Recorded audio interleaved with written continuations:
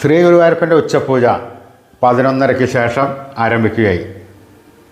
ശ്രീ ഗുരുവായൂരപ്പന് വിശേഷാൽ നിവേദ്യങ്ങളടങ്ങിയ പൂജയാണ്, സപരിവാരം പൂജയാണ് ഗുരുവായൂരപ്പൻ്റെ മേൽശാന്തി നടത്തുന്നത്. ഈ ഉച്ചപൂജ കഴിഞ്ഞതിന് ശേഷം ഭഗവാന്റെ കളഭം അലങ്കരിക്കുന്നു.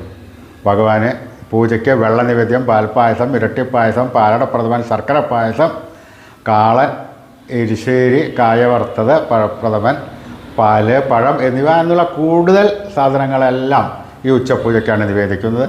ഉച്ചപൂജയ്ക്ക് നിവേദ്യം കഴിഞ്ഞാൽ ഭഗവാന്റെ കളഭാലങ്കാരമായി. ആ കളഭാലങ്കാരം അന്ന് പൂജ കഴിക്കുന്ന മേൽശാന്തിക്ക് ആ സമയത്ത് മനസ്സിൽ തോന്നുന്ന രൂപമാണ് അന്ന് കളഭം കൊണ്ട് അലങ്കരിക്കുന്നത്. ഈ കളഭാലങ്കാരം കഴിഞ്ഞ് 12:30 ശ്രീ ഗുരുവായൂരപ്പൻ്റെ ഉച്ചപൂജ നട തുറക്കുന്നു. ഉച്ചപൂജ നട തുറന്നു കഴിഞ്ഞാൽ അതേ രൂപത്തിലാണ് പിറ്റേ ദിവസം രാവിലെ നിർമ്മാല്യം വരെ ഭഗവാനെ നമ്മൾ